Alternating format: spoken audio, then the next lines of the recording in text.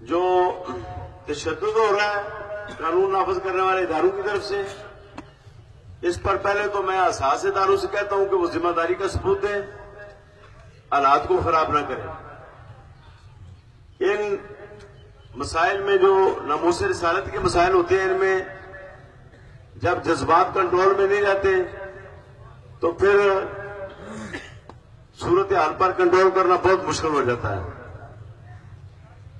तो ऐसा ना हो कि हालात आपके कंट्रोल से भी तो बाहर हो चुके हैं, हमारे हालात हमारे कंट्रोल से भी आप बाहर कर दें और लोग अपने हाथ में सब कुछ ले लें और मुल्क के अंदर खाना जंगी की कैफियत पैदा हो जाए। ये काम ना करें।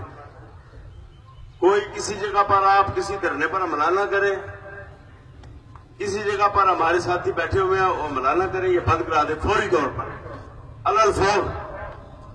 जो बात करनी है हमसे करें, हमने करना है जो कोई करना है। आपके करने से फसाद होगा, एक जगह से बंद कराएंगे 100 जगह वो शुरू हो जाएगा। आप ना ये काम करें।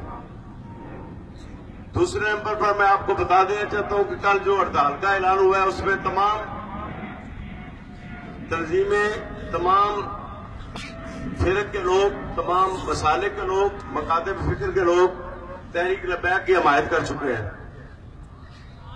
तो कल ऐसा ना हो कि आपकी गलत हरकतों और आमकाना हरकतों की वजह से मुल्क के अंदर ऐसी जो है ना कशीदगी पैदा हो जाए जिस पर कंट्रोल करना मुश्किल हो जाए। इसलिए आप